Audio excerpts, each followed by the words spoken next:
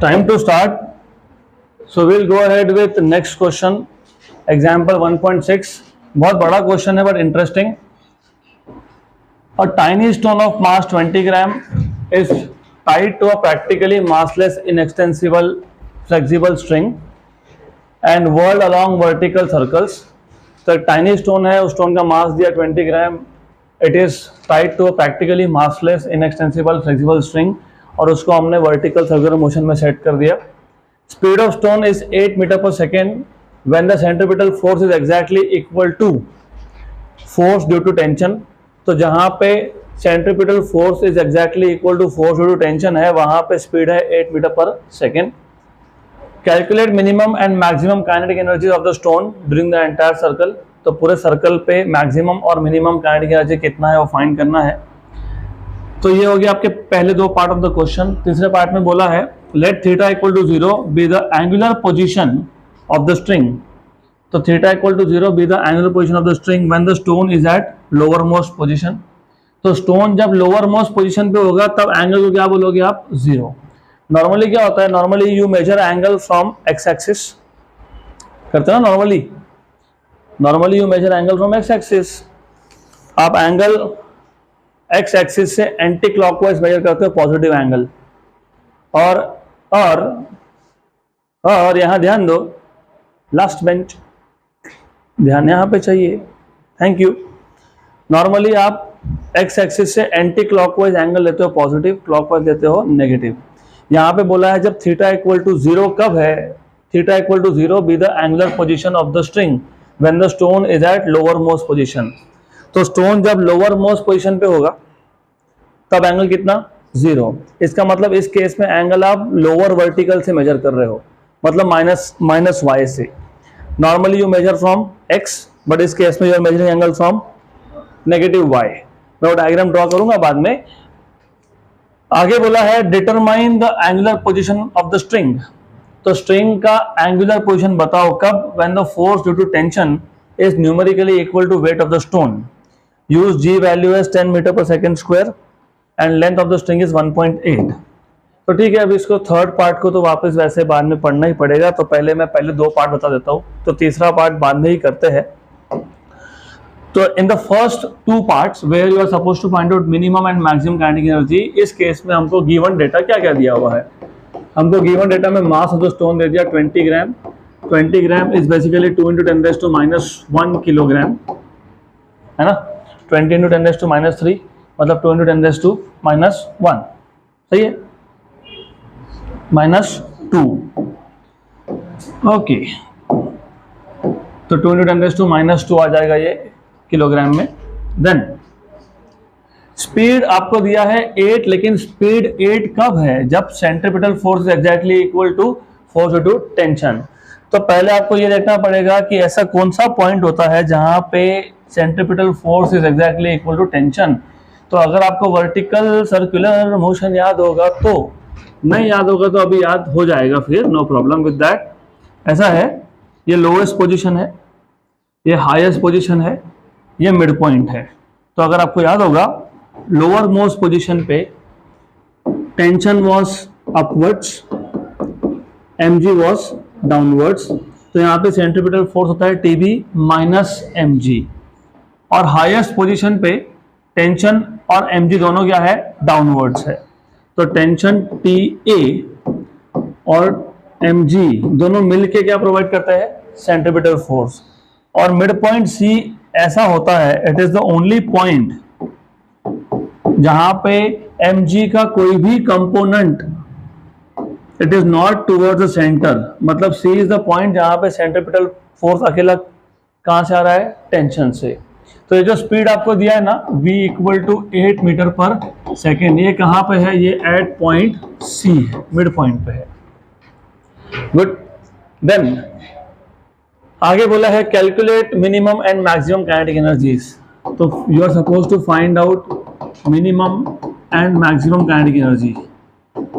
और इसका जो तीसरा पार्ट है वो मैं बाद में ही करने वाला हूँ, after we are done with first 2 parts. उसके बाद देखेंगे उसको. यहाँ तक क्लियर, पक्का क्वेश्चन समझ में आ गया. सी पॉइंट पे स्पीड दिया है, आपको मिनिमम और मैक्सिमम काइनेटिक एनर्जी फाइंड करना है। तो एक्सट्रीमली सिंपल। वैसे by the way minimum kinetic energy और मैक्सिमम काइनेटिक एनर्जी कहाँ पे होगा? मैक्सिमम लोएस्ट पे होगा, क्योंकि that is the ground level, reference level, potential energy zero, kinetic energy maximum, speed maximum होता है, और हाईएस्ट पॉइंट पे मिनिमम होगा, right? Eight highest it is minimum. तो क्या करेंगे? How will you go on about solving this? And by the way आपको कुछ और भी बताया है। जी की वैल्यू दी हुई है, कितनी है जी की value? 10 metre per second square. और लेंथ ऑफ द स्ट्रिंग, यहाँ पे length of the string will become radius. तो लेंथ ऑफ द स्ट्रिंग कितना बोला है? 1.8। तो how do you solve, how do you find out minimum and maximum kinetic energy?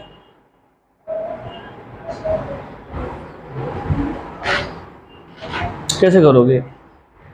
Simple है ना, कंजर्वेशन ऑफ एनर्जी। आपके पास सी पॉइंट पे speed है तो काइनेटिक एनर्जी मिल जाएगा, और पोटेंशियल एनर्जी निकाल लोगे क्योंकि आपको हाइट पता है। तो सी पॉइंट पे आपको काइनेटिक और पोटेंशियल मिल जाएगा, तो क्या मिल जाएगा? टोटल। फिर टोटल एनर्जी तो हर जगह पे कॉन्स्टेंट होता है ना, तो total energy at C is equal to total energy at B and is equal to total energy at A.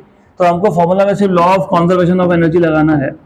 तो law of conservation of energy, this is what we are going to use, law of conservation of energy,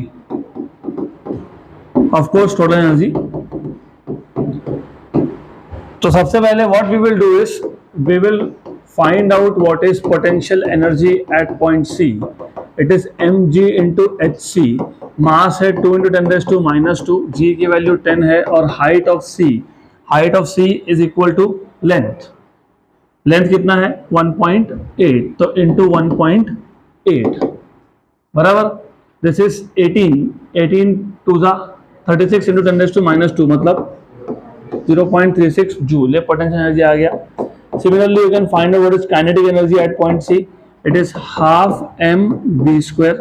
तो half M mass है 2 into 10 raised to -2, और V square it is 8 square 64।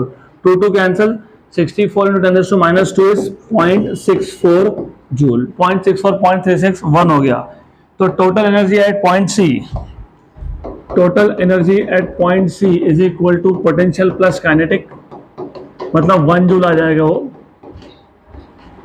तो you have potential at C 0.36 plus 0.64, मतलब ये आ जाएगा आपका 1 joule.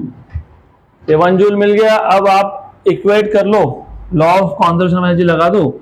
So according to law of conservation of energy, according to law of conservation of energy, you have total energy at point B equal to total energy at point C. Total energy at point B is the sum of potential plus kinetic, और at C कितना आ गया? 1 joule. Potential at B is 0 क्योंकि height was 0 बराबर, और kinetic energy at B is the maximum kinetic energy. तो what is the maximum kinetic energy? 1 joule. तो maximum आ गया आपका 1 जूल। अब similarly you can do the same for highest point. Highest point पे energy, kinetic energy will be minimum. तो similarly you can say that you can have total energy at point A equal to total energy at point C. Total is kinetic at A plus potential at A equal to 1 joule. तो kinetic at A is the minimum. तो minimum 1 minus potential at A. अब आप potential at A find कर लो। 1 minus mgha. तो 1 minus mgha. What is height? कितना है? 12 है ना? 12 है ना, राइट। 1 minus 2 बाहर लिख देता हूं मैं, mgl कर लेता हूं। अब इसको mgl क्यों लिखा? क्योंकि ये क्या था? ये mgl तो था, कितना था? 0.36। इसको 2 से मल्टीप्लाई करोगे तो कितना हो जाएगा? 0.72। तो ये कितना आ जाएगा? 0.28। तो 0.28 is the minimum kinetic energy of the particle which is at the highest position of the motion, और 1 joule is the maximum when it is at the lowest position of the motion. ये हो गया आपके दो part खत्म। तीसरा part, this is again important, let theta be the angular position, theta equal to 0 be the angular position of the string when the stone is at lower most position. तो जब stone उसके lower most position पे था तब आपने theta को 0 मान लिया। तो आइडिया इज दिस, ऐसा है, यहां पे स्टोन है और एंगल आप यहां से मेजर कर रहे हो क्योंकि theta equal to 0 at lower most बोला है। फिर आगे क्वेश्चन में क्या बोला है, determine the angular position of the string, string का एंगुलर पोजीशन बताओ when the force due to tension is numerically equal to weight. तो force due to tension is numerically equal to weight, मतलब tension equal to क्या आना चाहिए, mg। अब हमको पता तो नहीं है वो कहाँ पे है, लेकिन कहीं तो इमेजिन कर लेते हैं, चलो यहाँ मान लेते हैं। आई एम नॉट सेइंग कि यहाँ पे आएगा, it can be there also, मतलब एक्यूट भी आ सकता है, ऑब्ट्यूज भी आ सकता है। अभी टेम्परेरीली कहीं तो मानना पड़ेगा, तो इमेजिन कर लिया कि यहाँ पे आ गया और ये एंगल बन गया थीटा, और इस पॉइंट को कुछ नाम देना तो दे दिया x, और ये पॉइंट था b। तो आपको पूछा है कि थीटा बताओ, थीटा कब बताओ, तो मैं लिख देता हूँ यहाँ पे, you are suppose to find out theta when tension is equal to mg। तो ये तीसरा पैरामीटर हमको चाहिए था। गुड। तो again you have to think how to solve this particular part. तो अभी क्या करेंगे, as you know, what do you know, forces के components, always do components of forces in this case. तो एक काम करूंगा मैं, ऐसा लाइन एक्सटेंड कर लेता हूँ, तो या फिर एक काम करता हूँ, better off I just draw a line here, then I'll extend this line। अगर ये एंगल थीटा है तो ये भी कितना है, क्यों, करस्पॉन्डिंग, ये mg है तो ये कौन है, mg cos थीटा, यहां पे आएगा mg sin थीटा, उसकी मुझे जरूरत नहीं है तो मैं लिखने भी नहीं वाला। और यहां पे टेंशन होगा towards the centre, centre O। तो at point x centripetal force कौन प्रोवाइड कर रहा है, tension minus mg cos theta. तो at point x necessary centripetal force मतलब mvx square by r is equal to tension minus mg cos theta. Good, clear यहां तक। You have to develop problem solving approach, क्योंकि जब तक तुम सोचोगे नहीं फिजिक्स के क्वेश्चन सॉल्व नहीं होने वाले हैं। तो यू हैव टू थिंक कि उन्होंने बोला है कि एक पॉइंट है जहाँ पे टेंशन और वेट सेम है, वो पॉइंट का एंगुलर डिस्प्लेसमेंट कितना है वो बता दो। तो हमने पहले देखा कि ये जो पार्टिकल है तो सर्कुलर मोशन ही परफॉर्म कर रहा था, सिर्फ एक पॉइंट है जहाँ पे टेंशन और वेट दे आर इक्वल, तो एंगल इज थीटा। उस केस में tension is towards the centre और mg cos theta is away from the centre. तो tension minus mg cos theta provides centripetal force. अब but according to the given data, question के हिसाब से ही tension यहाँ पे कितना होना चाहिए, mg। तो ये सब्स्टिट्यूट कर देता हूँ, तो mvx square by r equal to mg minus mg cos theta. तो यहाँ से मुझे मिल जाएगा vx square equal to r, shift कर देता हूँ, mg कॉमन निकाल लिया, 1 माइनस cos थीटा अपॉन आ जाएगा m हो जाएगा कैंसल। तो m और m कर दिया कैंसल। इसके आगे अब क्या करना है वो कैसे समझेगा। Look, you are suppose to find out theta. तुमको r पता है, यस 1.8, g पता है, यस 10। तो अगर मुझे थीटा फाइंड करना है तो मुझे अभी क्या पता होना चाहिए, vx। अब वो पता नहीं, अब वो पता है तो पहले वो फाइंड करो। अब वो कैसे फाइंड करेंगे, तो वो ऐसे फाइंड करेंगे, कंजर्वेशन ऑफ एनर्जी। वापस से according to conservation of energy, according to law of conservation of energy, conservation of energy, total energy at x is equal to total energy at B, A, C, जहां भी लेना हो वहां ले सकते हो, राइट। तो total energy at x is potential energy at x plus kinetic energy at x, और दिस इज 1 जूल। वो 1 था ना, 1 जूल फाइंड किया था हमने। अब काइनेटिक एनर्जी में V आ जाता है, तो अब तुमको सिर्फ पोटेंशियल एनर्जी फाइंड करना तो क्या चाहिए, height plus half M V X square equal to 1। What is the height of X? तो अब ये भी हमने किया था। यस, तो अगर आपको याद होगा ये रेफरेंस लेवल है। फिर मैंने आपको बताया था कि ये तो लेंथ आ गया, मतलब रेडियस आ गया। And then if you remember, मैंने यहाँ पे एक ऐसा लाइन ड्रॉप कर दिया था परपेंडिकुलर, ये बन गया था राइट एंगल ट्राइंगल। फिर मैंने आपको बताया था कि देखो ये एल है और ये कौन है, फिर कौन है, ये भूल गए, कोनिकल पेंडुलम। ये एल है तो ये कौन है, एल कॉस थीटा। तो this is L cos theta.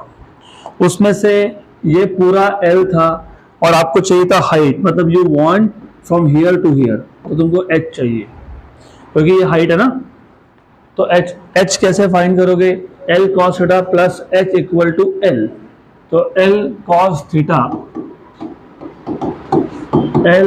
Theta plus H equal to L, therefore H is equal to L minus L cos theta.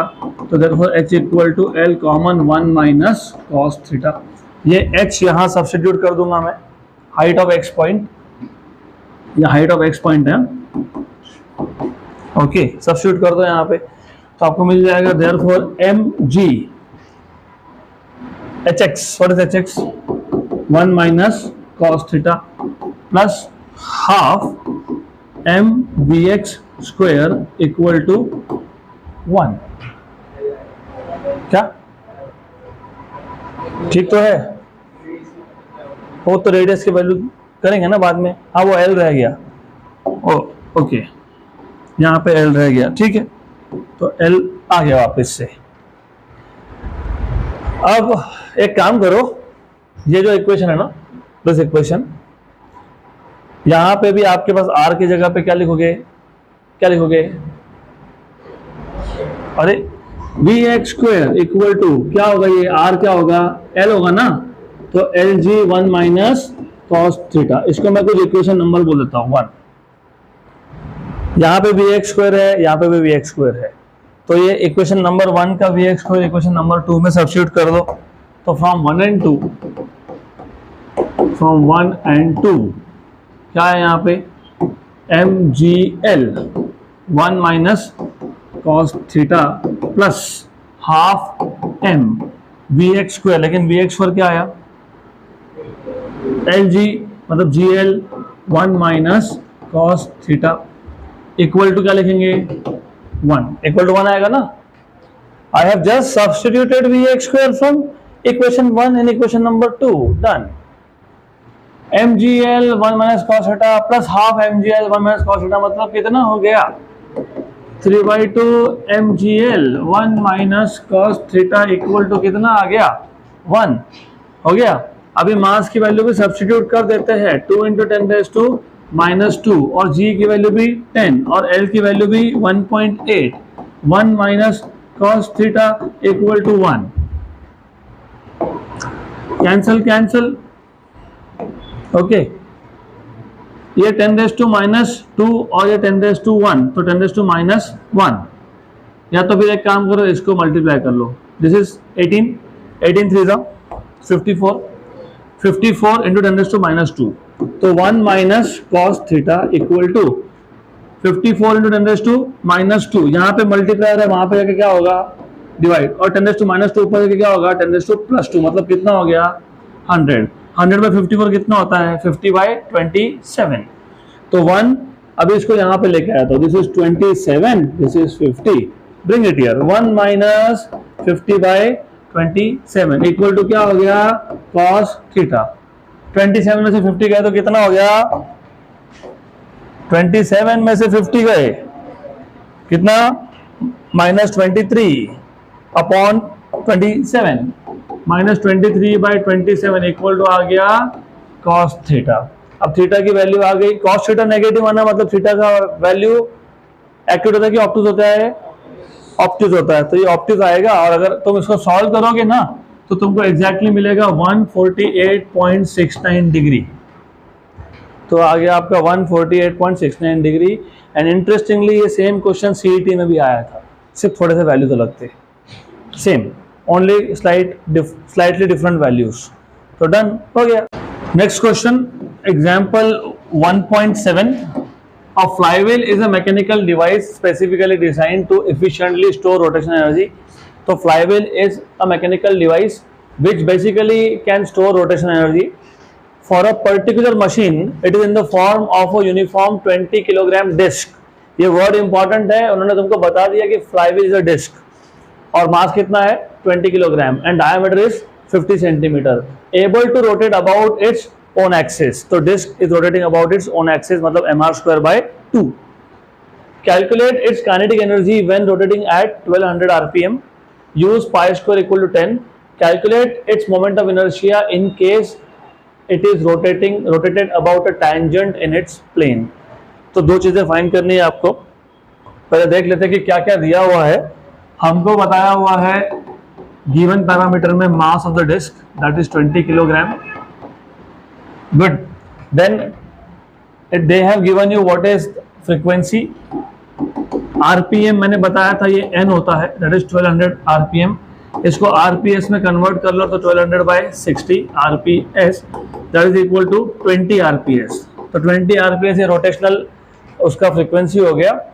Pi square की वैल्यू 10 बोला है, पाई स्क्वायर का वैल्यू आपको बोला है 10 and then they are telling you to find out, क्या find करना है आपको, रोटेशनल काइनेटिक एनर्जी। तो आपको kinetic energy of rotation find करना है, लेकिन be careful, when moment of inertia is equal to moment of inertia of centre of mass. क्योंकि आपको बोला है कैलकुलेट इट्स काइनेटिक एनर्जी, उससे पहले क्या बोला था, ये जो डिस्क है it is rotating about its own axis. तो जब आप काइनेटिक एनर्जी फाइंड करोगे तो इनर्शिया कौन सा, अबाउट इट्स ओन एक्सिस, और आगे वापस एक बार और इनर्शिया फाइंड करने के लिए बोला है, calculate its moment of inertia in case it is rotated about tangent. तो दूसरे केस में आपको फाइंड करना है इनर्शिया अबाउट टेंजेंट, लेकिन पहले केस में इनर्शिया अबाउट सेंटर ऑफ मास। तो फॉर्मूला बना लेते हैं, formula it is very simple. तो यहाँ पे थोड़ा सा है ना, एक चीज ध्यान रखना, जो मैं बोल रहा हूँ अच्छे सुन लेना। काइनेटिक एनर्जी ऑफ रोटेशन ये हाफ आई ओमेगा स्क्वायर होता है, तो तुमको पता ही है। गुड। सिर्फ यहाँ पे जब आप फॉर्मूला लिख रहे हो तो आई वुड एडवाइज कि यहीं पे तुम इनर्शिया का फॉर्मूला सब्स्टिट्यूट कर दो। आईसी क्या था, M R square by 2, M R square by 2। Good. और ओमेगा, ओमेगा तो ठीक है हम लोग बाद में फाइंड कर लेंगे, सिर्फ इसका कंफ्यूजन नहीं चाहिए था। हो गया। Then this is equal to M R square by 4 omega square. Done. दूसरा केस में तुमको फाइंड करना है about tangent and in its plane बोला है। Do you remember what is moment of inertia, क्योंकि टैंजेंट इन इट्स प्लेन, तो disc,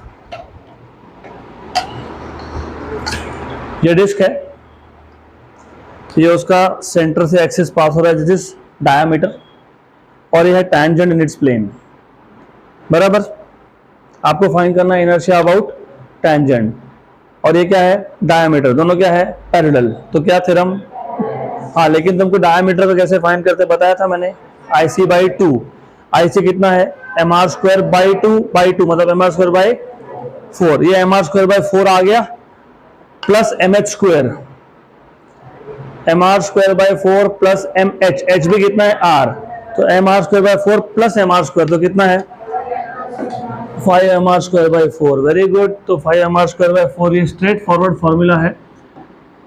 और एक जगह पे गलती होती है, नॉर्मली होती है, अब तुम नहीं करोगे, यहाँ पे डायामीटर 50 सेंटीमीटर बोला हुआ है, डायामीटर 50, तो रेडियस है 25, तो रेडियस है 25 सेंटीमीटर, और 25 सेंटीमीटर को तुम मीटर में कन्वर्ट करने के लिए क्या करते हो, 10⁻⁻², मतलब 0.25, कितना, 0.25 को 1/4 लिखो क्या, चलता है ना, तो 1/4 मीटर ही लिख लो, सीधी बात हो जाएगी। थोड़ा calculations you have to also while reading the question, थोड़ा सा आपको सोचना पड़ेगा कि अगर मुझे r का स्क्वायर करना है और मैं 0.25 लिख रहा हूँ फिर उसका स्क्वायर कर रहा हूँ तो 10 के पावर में गड़बड़ हो सकता है, तो बेटर ऑफ 0.25 को 1/4 लिख देंगे। तो सॉल्यूशन में भी पहला हम लोग फाइंड कर लेते हैं kinetic energy of rotation, which is mr² by 4 omega square. Mass था 20, r आ गया 1/4, तो 1/4 का स्क्वायर, और ये 4 ऑलरेडी था, और ओमेगा, अब ओमेगा भी फाइंड कर लेते हैं फिर। ओमेगा इज कितना, ओमेगा कितना 2 पाई n, 2 पाई n, तो omega is 2 pi n, 2 pi n, और n कितना था, कितना 20, तो 2 पाई इंटू 20 कितना 40 पाई, सही है ना। तो ये आ जाएगा आपका 40 पाई का square. Good good good good, 1 and 5, तो 5/4 स्क्वायर, 5/4 स्क्वायर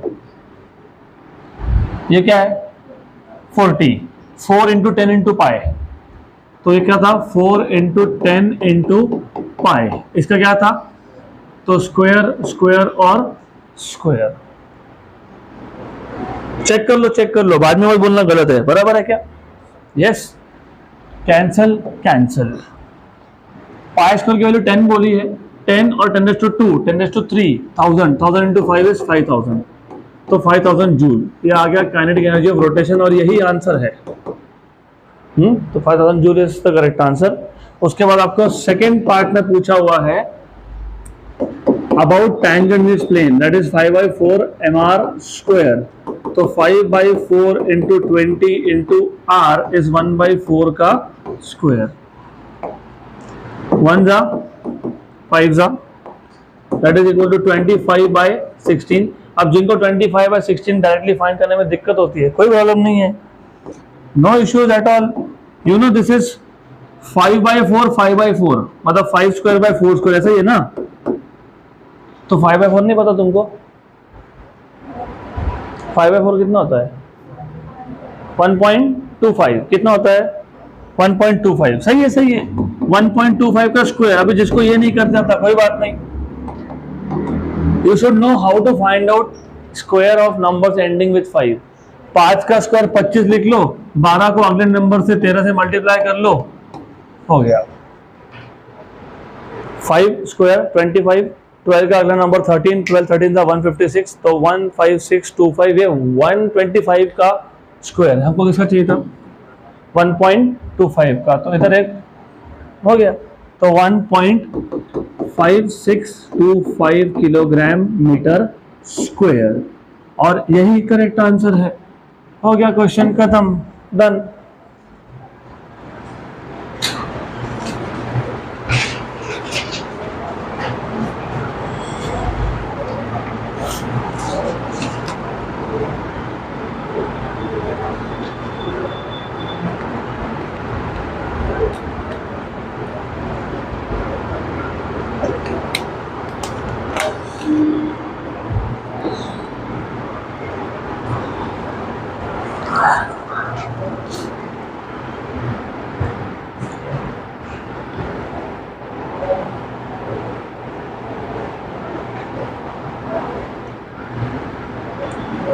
तो आगे बढ़ते हैं, हो गया, done done.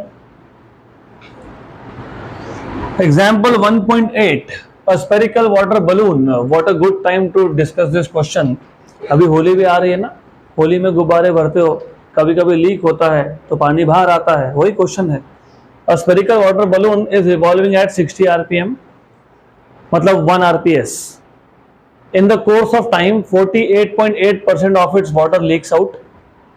With what frequency will the remaining balloon revolve now? Neglect all non-conservative forces। तो सबसे पहले गिवन डेटा में क्या क्या दिया वो समझ लेते हैं। इनिशियल फ्रीक्वेंसी था n1 इक्वल टू 60 rpm, तो अगर आपको rps में कन्वर्ट करना है तो 60/60 rps, दैट इज 1 rps। उसके बाद आपको बोला है कि in the course of time 48.8% of water leaks out. अगर पहले मास m1 था तो अभी मास होगा 51.2% ऑफ m1। क्योंकि 48.8% गया तो बचा कितना 51.2, राइट।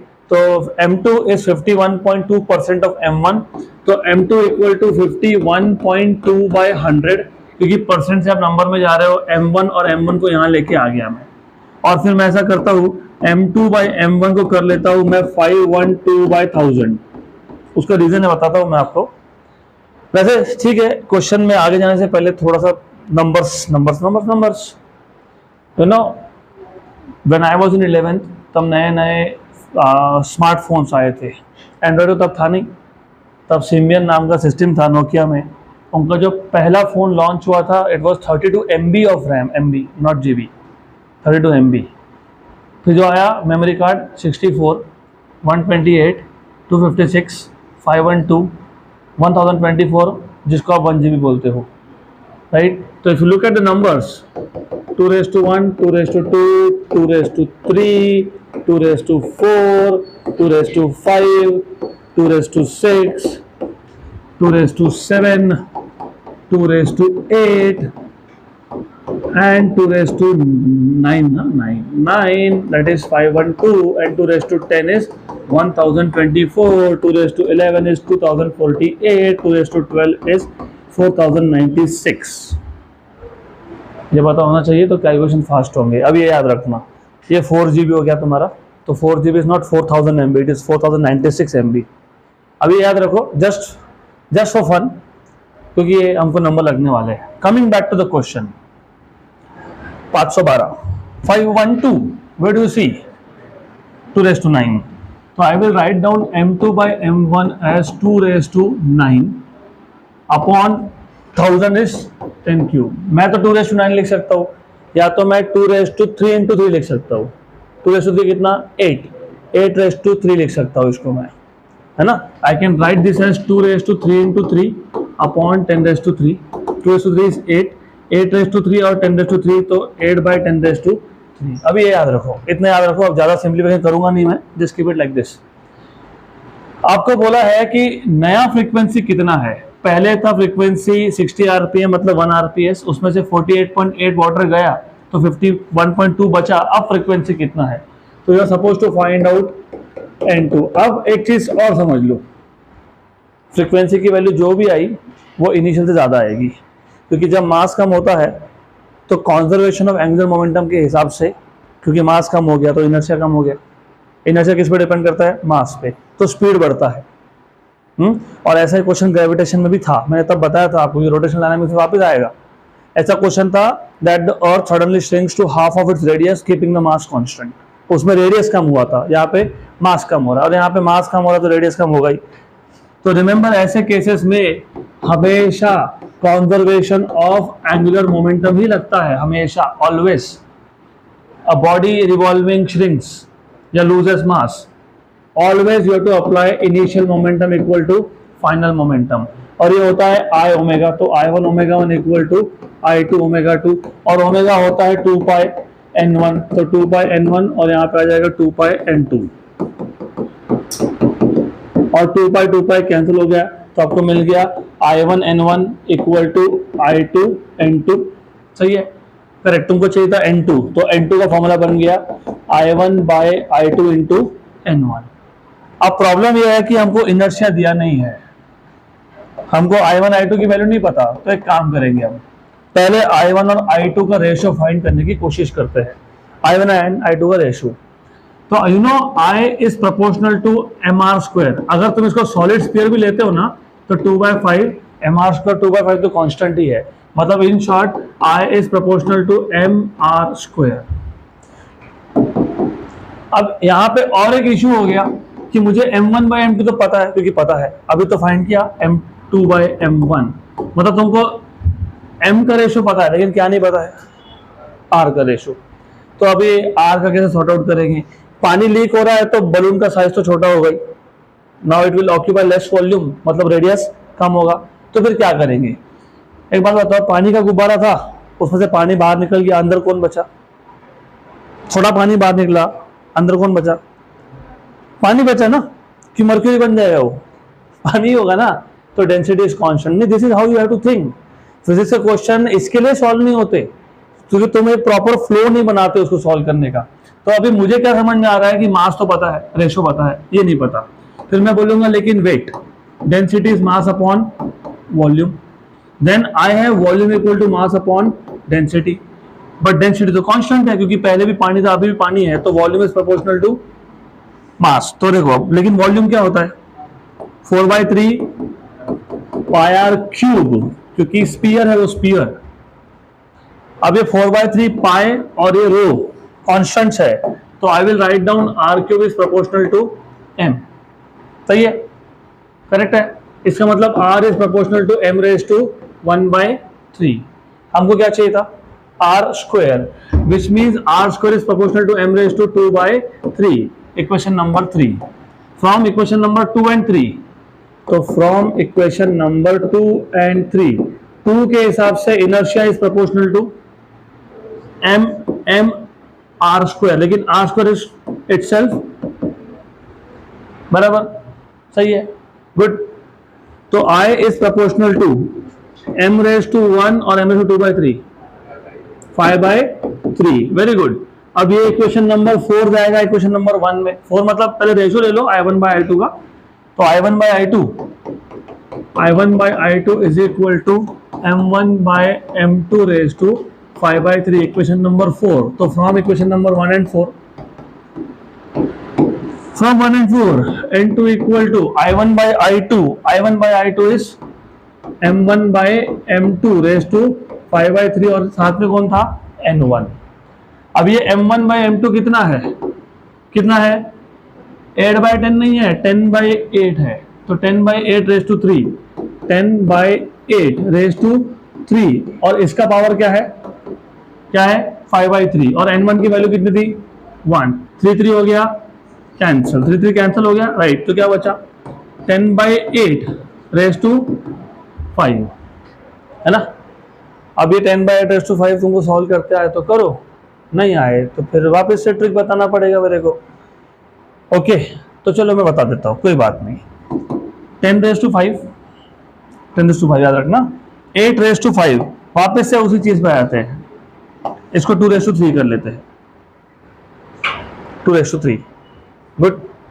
2 रेज टू 3 और ऊपर ये 5 है, तो 10 रेज टू 5 है, नीचे क्या है 2 raise to 3 into 2 raise to 5, कितना हो गया 2 रेज टू,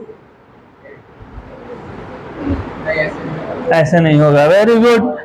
इधर फंसते हैं ना, इसके लिए 2 रेज टू 15। अब 2 रेज टू 15 में से तुमको ऑनेस्टली जो पता है 2 रेज टू 10 और 2 रेज टू 5, कितना 2 रेज टू 5, 32, 10 और 32, ओके। तो इसको ऐसा करो, N2 equal to 10 raise to 5, 10 raise to 5 को मैं ऐसा लिखूं क्या, चलता है? ये तो हाँ बोला, तुम नहीं बोलो। कैलकुलेशंस कैसे चलेगा, 10 raise to 5, 10 raise to 5, 1 lakh है वो, 1 लाख, 1 लाख मतलब 1000 इंटू 100 बराबर है वो, सही लिखा था मैंने।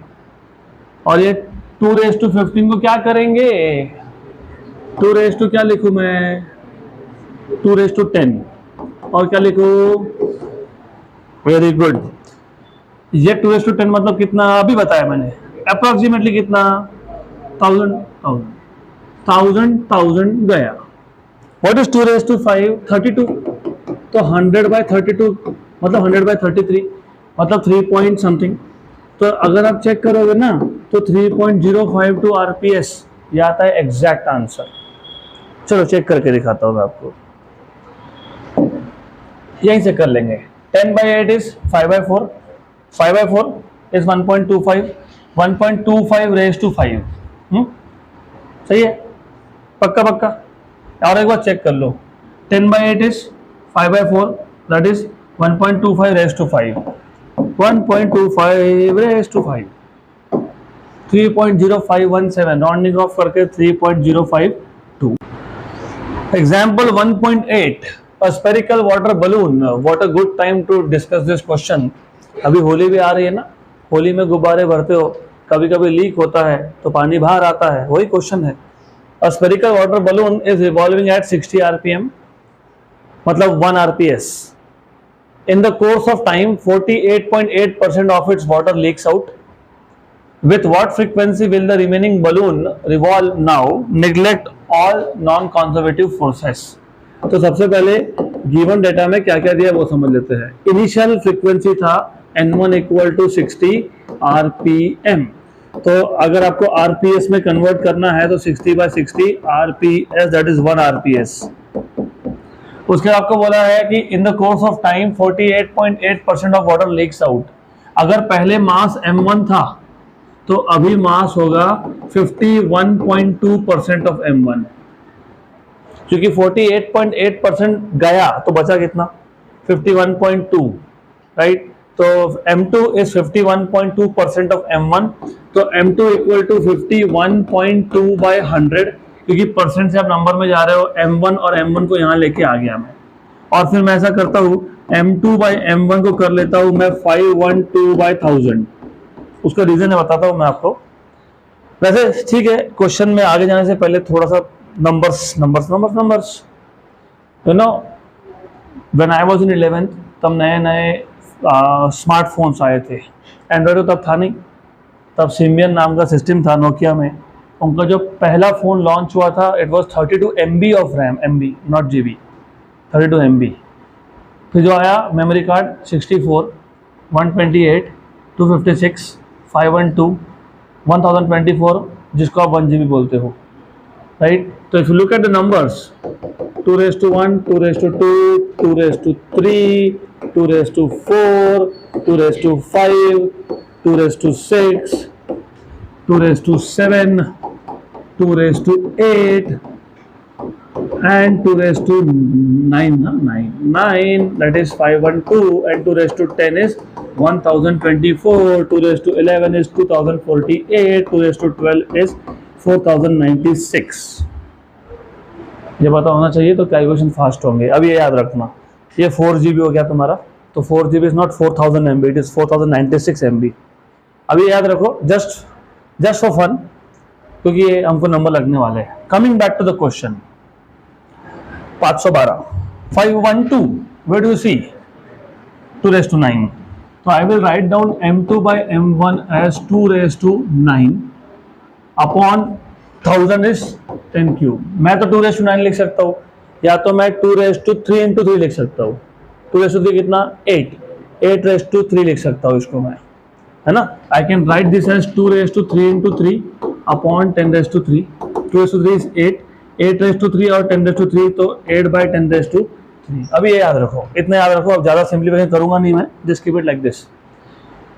आपको बोला है कि नया फ्रीक्वेंसी कितना है। पहले था फ्रीक्वेंसी 60 rpm, मतलब 1 rps, उसमें से 48.8 वाटर गया तो 51.2 बचा। अब फ्रीक्वेंसी कितना है, तो you are suppose to find out n2। अब एक चीज और समझ लो, फ्रीक्वेंसी की वैल्यू जो भी आई वो इनिशियल से ज्यादा आएगी, क्योंकि जब मास कम होता है तो कॉन्जर्वेशन ऑफ एंगुलर मोमेंटम के हिसाब से, क्योंकि मास कम हो गया तो इनर्शिया कम हो गया।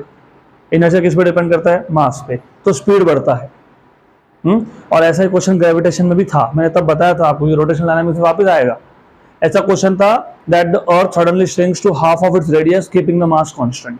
उसमें रेडियस कम हुआ था, यहाँ पे मास कम हो रहा है, और यहाँ पे मास कम हो रहा है तो रेडियस कम होगा ही। तो रिमेंबर, ऐसे केसेस में हमेशा कॉन्जर्वेशन ऑफ एंगुलर मोमेंटम ही लगता है, हमेशा, always. A body revolving shrinks या loses mass, always you have to apply initial momentum equal to final momentum, और ये होता है I ओमेगा, तो I1 omega 1 equal to I2 omega 2, और ओमेगा होता है 2 पाई N1, तो 2 पाई N1 और यहाँ पे आ जाएगा 2 पाई N2, और 2 पाई कैंसिल हो गया, तो आपको मिल गया I1 N1 equal to I2 N2। सही है, करेक्ट। तुमको चाहिए था N2, तो N2 का फॉर्मूला बन गया I1 bye I2 into N1। अब प्रॉब्लम यह है कि हमको इनर्शिया दिया नहीं है, हमको I1 I2 की वैल्यू नहीं पता, तो एक काम करेंगे, हम पहले I1 और I2 का रेशियो फाइंड करने की कोशिश करते हैं। I1 एंड I2 का रेशियो। तो you know I is proportional to mr square. अगर तुम इसको सॉलिड स्फीयर भी लेते हो ना तो 2/5 mr स्क्वायर, 2/5 तो कांस्टेंट ही है, मतलब in short I is proportional to mr square. अब यहाँ पे और एक इश्यू हो गया कि मुझे m1/m2 तो पता है, क्योंकि पता है अभी तो फाइंड किया m2/m1, मतलब तुमको m का रेशियो पता है लेकिन क्या नहीं पता है, r का रेशियो। तो अभी r का कैसे सॉर्ट आउट करेंगे? पानी लीक हो रहा है तो बलून का साइज तो छोटा हो गई, now it will occupy less volume, मतलब रेडियस कम होगा। तो फिर क्या करेंगे? एक बात बताओ, पानी का गुब्बारा था, उसमें से पानी बाहर निकल गया, अंदर कौन बचा? थोड़ा पानी बाहर निकला, अंदर कौन बचा? पानी बचा ना, कि मर्क्यूरी बन जाएगा वो, पानी होगा ना। तो डेंसिटी इज कांस्टेंट। नहीं, this is how you have to think. Physics के क्वेश्चन इसके लिए सॉल्व नहीं होते क्योंकि तुम एक प्रॉपर फ्लो नहीं बनाते उसको सॉल्व करने का। तो अभी मुझे क्या समझ में आ रहा है कि मास तो पता है, रेशो पता है, ये नहीं पता।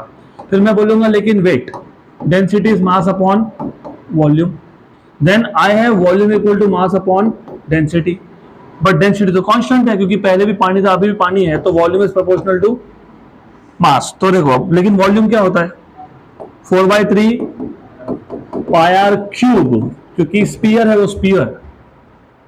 अब ये 4/3 पाई और ये रो कॉन्स्टेंट्स है, तो I will write down R cube is proportional to M. सही है, करेक्ट है। इसका मतलब R is proportional to M raise to 1/3। हमको क्या चाहिए था? R square, which means R square is proportional to M raise to 2/3। Equation number 3 from equation number 2 and 3। तो फ्रॉम इक्वेशन नंबर 2 and 3, 2 के हिसाब से inertia is proportional to M R square, लेकिन R square is itself बराबर, सही है, good. तो I is proportional to M raise to 1 और M raise to 2/3, 5/3, very good. अब ये इक्वेशन नंबर 4 जाएगा इक्वेशन नंबर 1 में। 4 मतलब पहले रेशियो ले लो I1/I2 का, तो I1/I2 is equal to m1/m2 raise to 5/3, equation number 4। तो from equation number 1 and 4, from 1 and 4, n2 equal to I1/I2 is m1/m2 raise to 5/3 और साथ में कौन था? n1। अब ये m1/m2 कितना है? कितना है? 8/10 नहीं है, 10/8 है। तो 10/8 रेज टू 3, 10/8 रेज टू 3, और इसका पावर क्या है? क्या है? 5/3। और n1 की वैल्यू कितनी थी? 1। 3 हो गया कैंसिल, 3 कैंसिल हो गया, राइट। तो क्या बचा? 10/8 रेज टू 5, है ना।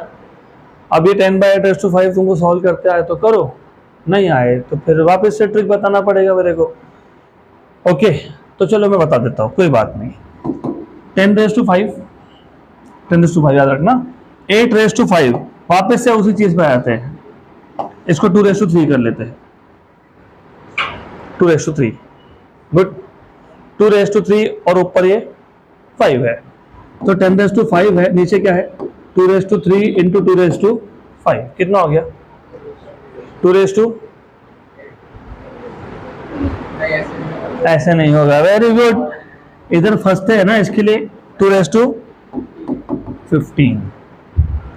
अब 2⁵15 में से तुमको ऑनेस्टली जो पता है 2⁵10 और 2⁵5, कितना? 2⁵5, 32, 10 और 32, ओके। तो इसको ऐसा करो, n2 इक्वल टू 10⁵, 10⁵ को मैं ऐसा लिखूं क्या? चलता है? अरे तो हाँ बोला, तुम नहीं बोलो। कैलकुलेशंस कैसे चलेगा? 10⁵, 10⁵, 1 लाख है वो, 1 लाख, 1 लाख मतलब 1000 इंटू 100 बराबर है वो, सही लिखा था मैंने। और ये 2⁵15 को क्या करेंगे? 2 क्या लिखूं मैं? 2⁵10, और क्या लिखूं? Very good. ये 2:10 मतलब कितना अभी बताया मैंने, अप्रोक्सीमेटली कितना, 1000 गया। What is 2:5? 32। तो 100/32 मतलब 100/33 मतलब 3 पॉइंट समथिंग। तो अगर आप चेक करोगे ना तो 3.052 आरपीएस ये आता है एग्जैक्ट आंसर। चलो चेक करके दिखाता हूँ मैं आपको, यहीं से कर लेंगे। 10/8 इज 5/4, 5/4 इज 1.25, 1.25 रेज टू 5। सही है, पक्का पक्का। और एक बार चेक कर लो, 10/8 is 5/4 that is 1.25 raise to 5, 1.25 raise to 5, 3.0517 rounding off करके 3.052। Next question example 1.9। इधर थोड़ा आगे अटक जाता है क्योंकि पावर रेटिंग का फॉर्मूला नहीं पता होता है, कोई बात नहीं। और सीलिंग फैन, ये सीलिंग फैन है, ये जो चल रहा है ना यहाँ पे, having moment of inertia 2 kilogram metre square attains its maximum frequency of 60 RPM in 2 pi seconds, calculate its power rating. तो सबसे पहले आपको गिवन पैरामीटर में क्या क्या दिया हुआ है वो समझ लो। Moment of inertia is 2 kilogram metre square. उसके बाद आपको बोला है कि इस फैन ने 60 आरपीएम अटेन कर लिया 2 पाई सेकेंड में, मतलब इनिशियल 0 था, इनिशियल रेस्ट पे था। तो ये जो आरपीएम 60 दिया हुआ है वो फाइनल है, तो final is 60 RPM which is basically 60/60 1 RPS. यहाँ से तुमको ओमेगा फाइनल मिल जाएगा। Omega final is 2 pi N final, ये आ जाएगा आपका 2 pi into 1 that is 2 pi. और ओमेगा इनिशियल क्या है, 0 है। और टाइम दिया हुआ है आपको 2 पाई। आपको पूछा है पावर रेटिंग। पावर रेटिंग मतलब पावर। आप जिनको पावर का फॉर्मूला नहीं पता, रोटेशनल डायनामिक्स में पावर का फॉर्मूला नहीं पता, तो if you remember I told you once कि अगर आपको लीनियर मोशन पता है तो आपको एंगुलर मोशन पूरा ही पता है। चलो अगर वो भी नहीं पता है, स्कूल में you must have learn what is power. Formula याद है, work upon time, sufficient work upon time. What is work, force into displacement upon time आएगा। What is displacement by time, velocity. तो पावर क्या आ गया, force into velocity. ये linear motion है, ये लीनियर मोशन का फॉर्मूला है। और तुम्हारा क्वेश्चन किसके ऊपर है, एंगुलर मोशन में। अगर आपको याद होगा फोर्स यहाँ पे टॉर्क होता है और ये होता है ओमेगा। हो गया टाउ इनटू ओमेगा, लेकिन ओमेगा फाइनल वाला, हाँ इनिशियल तो 0 है वैसे भी, सही है। लेकिन टॉर्क तो तुमको पता नहीं, टॉर्क होता है आई अल्फा, तो टॉर्क इज आई अल्फा, बराबर। अभी अल्फा भी तुमको पता नहीं, तो अल्फा होता है omega final minus omega initial by time. तो यहां से हो जाएगा आपका क्वेश्चन सॉल्व। पहले आप एक काम करो, अल्फा फाइंड कर लो। ओमेगा फाइनल 2 पाई, इनिशियल 0, टाइम 2 पाई, 2 पाई 2 पाई हो गया 1, तो 1 रेडियन पर सेकेंड स्क्वायर।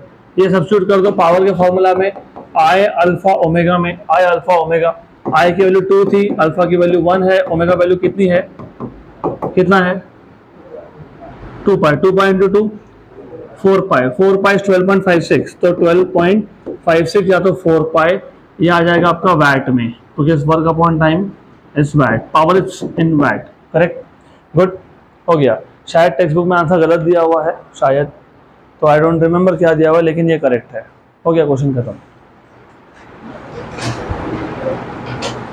क्वेश्चन तो अभी सॉल्व एग्जाम्पल जो थे आपके टेक्स्ट बुक के वो सारे हो गए। Now will solve practice problems. Somehow an ant is stuck to the rim of a bicycle wheel of diameter 1 meter.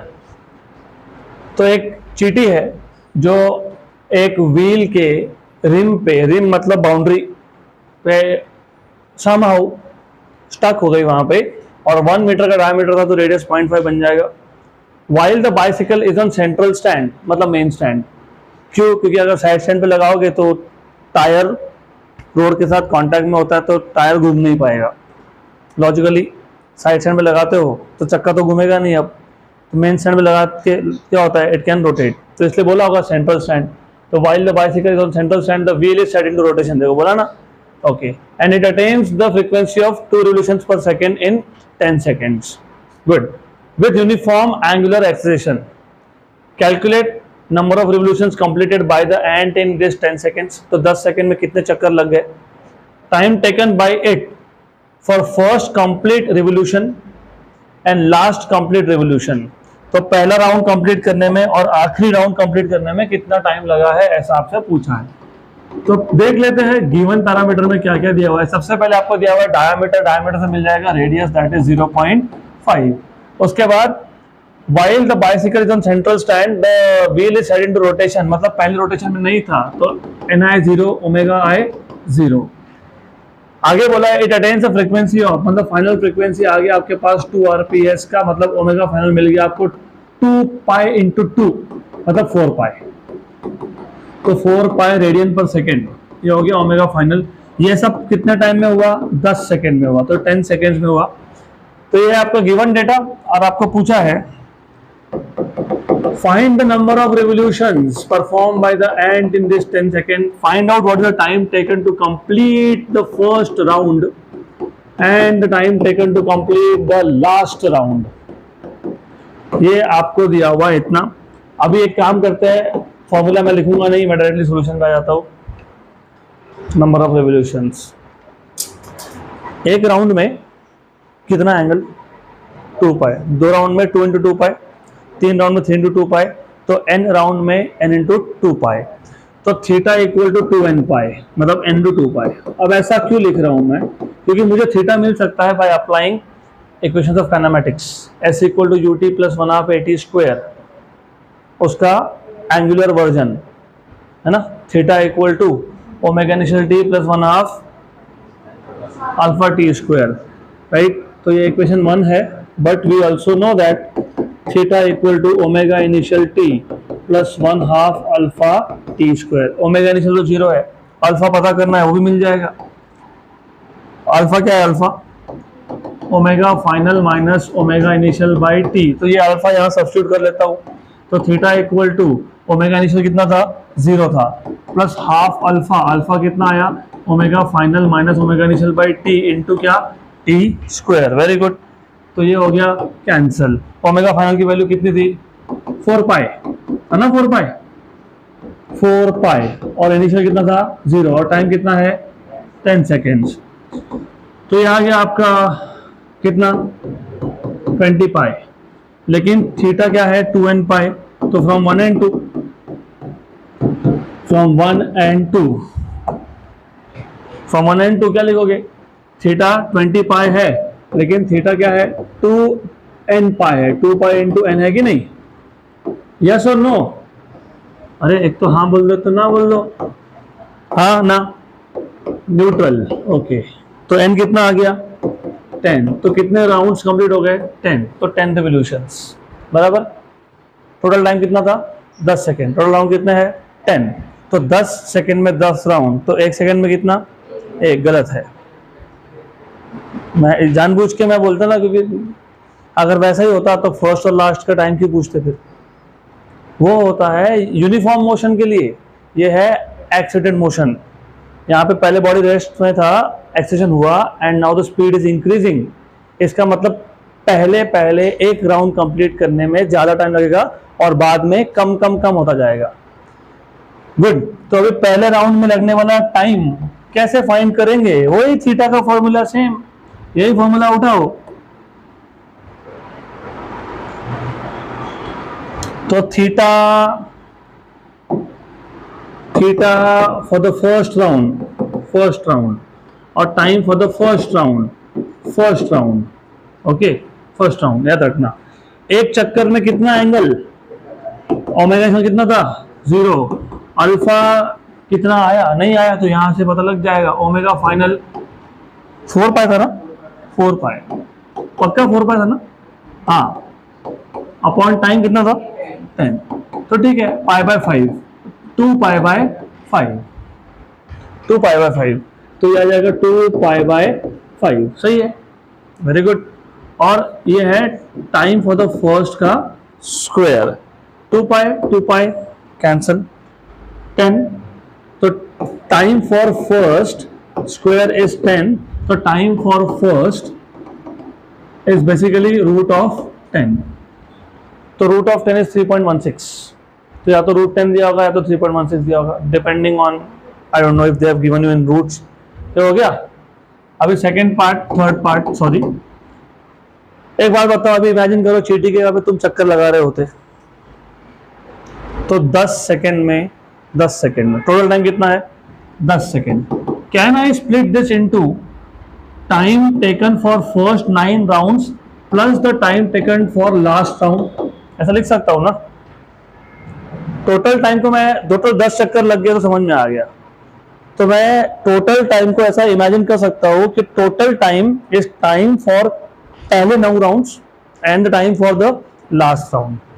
ऐसा क्यों? क्योंकि फिर मुझे टी लास्ट के लिए मिल जाएगा टी माइनस T9। सही है, टी तो पता है ना, टोटल टाइम कितना था? 10। अभी T9 फाइंड कर लोगे। T9 फाइंड करने के लिए वही सेम, तो theta equal to omega initial T of course T9 plus 1/2 alpha T9 square. एक राउंड में 2 पाए तो 9 राउंड में 9 इंटू 2 पाए, और ये था 0, और ये आ गया 2 पाई बाय 5, और यह है T9 का स्क्वायर। हो गया, कैंसल एंड कैंसल, हो गया ना। तो what is total time for 9 rounds का स्क्वायर? 9 into 10, right, correct. तो which is like T9 is equal to 3√10, क्योंकि 9 का रूट इज 3 और रूट 10, बराबर। तो टोटल टाइम में से T9 माइनस कर लो तो टी लास्ट मिल जाएगा, तो T last is T minus T9, और व्हाट इज T? 10 है ना, माइनस 3√10। अब ये 3√10, 3√10, what is 3√10? 3√10 is 3.16, 3.16, 3 into 3 is 9, 0.16 into 3 is 0.48, तो 10 में से 9.48 गया तो 0.52, 0.5 ओवरऑल बता रहा हूँ मैं। ये एक्चुअली इधर होना चाहिए था, this is overall, and how much is this? 9.48, तो 0.52 ये आंसर होना चाहिए, है क्या? और एक चीज समझ लो, थोड़ा सा क्रॉस चेक भी कर लेना। पहले राउंड को कितना टाइम लग गया, मतलब कितना? 3.16। तो देखो पहले टाइम ज्यादा लग रहा है क्योंकि पहले स्पीड कम था, फिर आखिरी के लिए ओनली 0.52, डन, खत्म।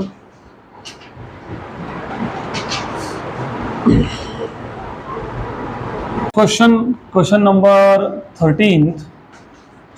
Coefficient of static friction between a coin and a gramophone disc is 0.5.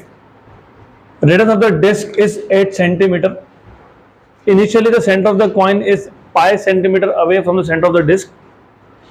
At what minimum frequency will it start slipping from there? By what factor will the answer change if the coin is almost at the rim? Use G equal to pi square meter per second square.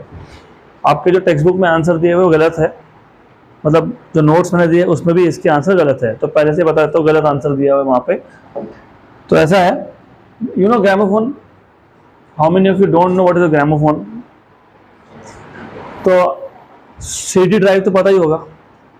तो पहले earlier एक बहुत बड़ा CD होता था, वो एक gramophone जिसमें एक बेसिकली रोटेटर था मोटर, वो ग्रामोफोन रोटेट होगा और उसके ऊपर एक पॉइंटर लगाते थे, right, because of which there was friction, और वहाँ से साउंड प्रोड्यूस होगा और साउंड को एम्पलीफाई करते थे स्पीकर के थ्रू, तो उसको बोलते हैं ग्रामोफोन। आप सबने देखा होगा, आपके स्कूल के बुक में उसका फोटो भी होता है।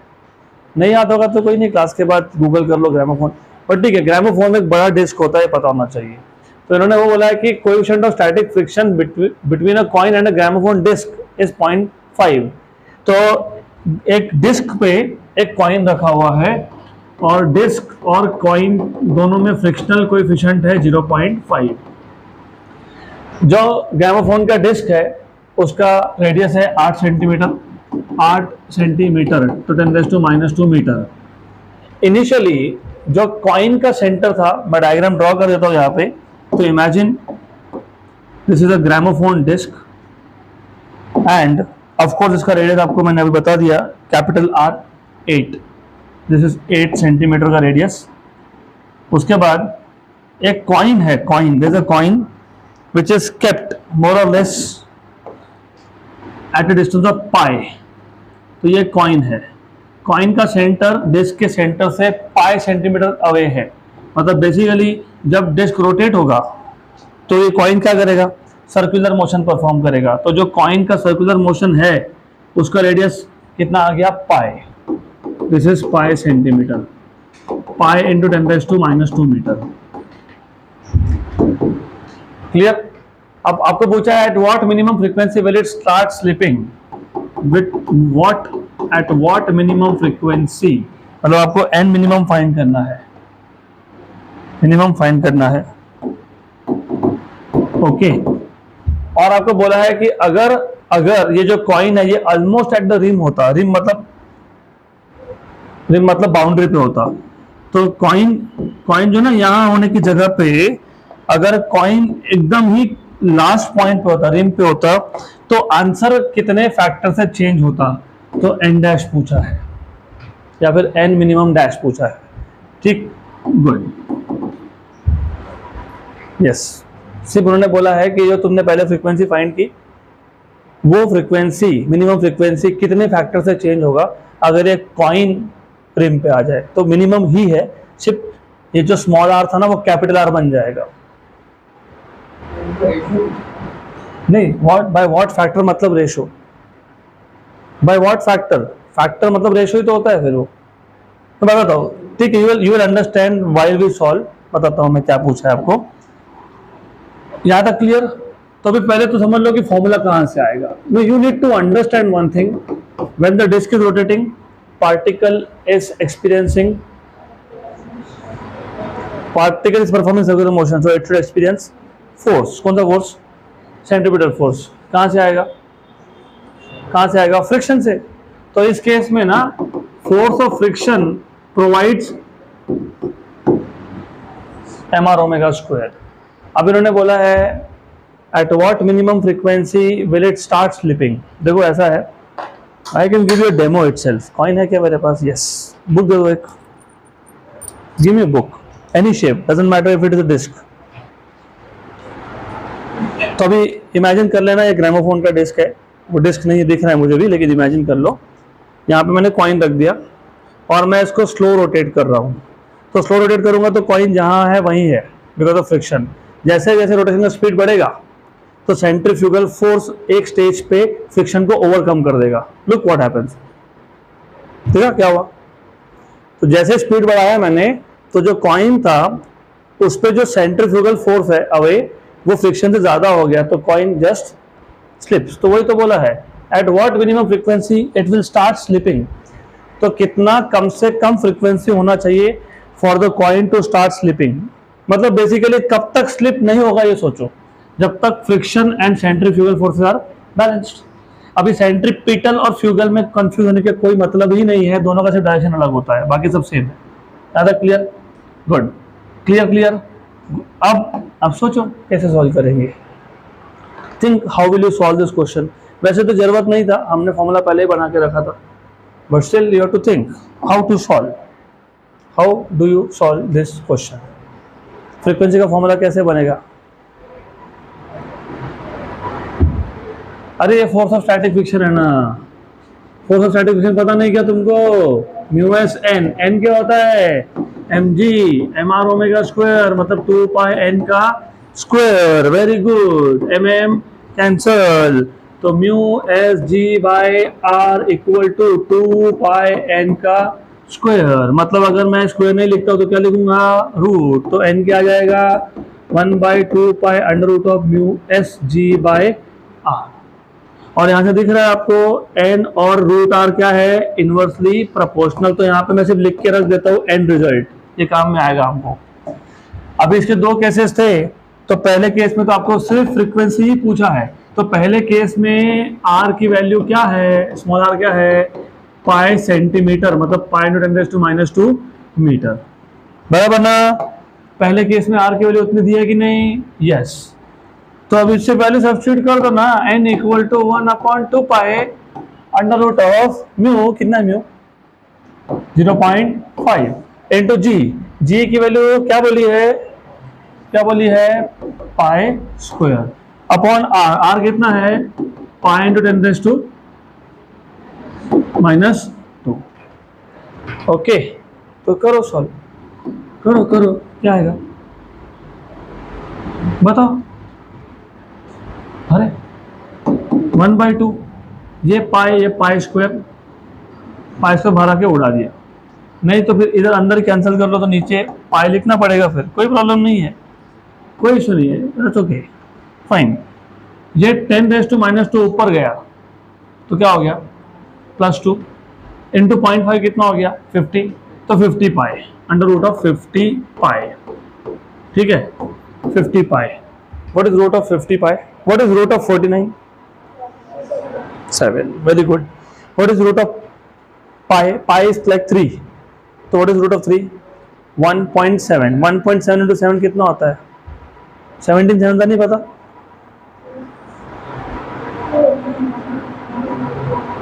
अरे 49 का रूट 7, पाई का 3 का रूट 1.7, 3 to 1.7 इंटू 7। नहीं, मैं और इजी कर देता हूँ, कोई बात नहीं, चलो ध्यान दो, कोई बात नहीं, it's okay. 50 into 3.14, 50 into 3 is 150, 150 से थोड़ा आगे गया तो 160 है ना, राइट? 150 थोड़ा ही आगे गया ना, तो 150 के आसपास कौन सा रूट पता है? 12.5। अरे 12 का स्क्वायर कितना होता है? 12.5 का कितना होगा? अभी आज ही मैंने आपको 1.25 का बताया था, तो 156.25, तो ये लगभग 156.25 मान लो, तो 12.5/2 12.5/2 2 कितना होता है? 6.28। 12.5/6.28 रफली कितना हो गया? 2। तो आंसर क्या आना चाहिए? 2। क्या लिखा हुआ है केस 1 में? क्या लिखा हुआ है?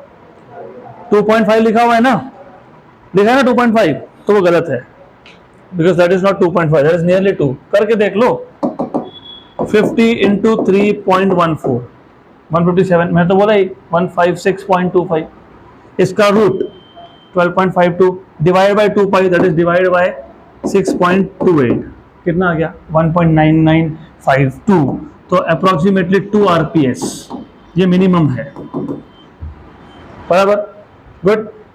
अब इन्होंने ऐसा बोला कि अगर हमने इस कॉइन को रिंग पे रख दिया होता तो स्मॉल r इक्वल टू क्या बन जाता?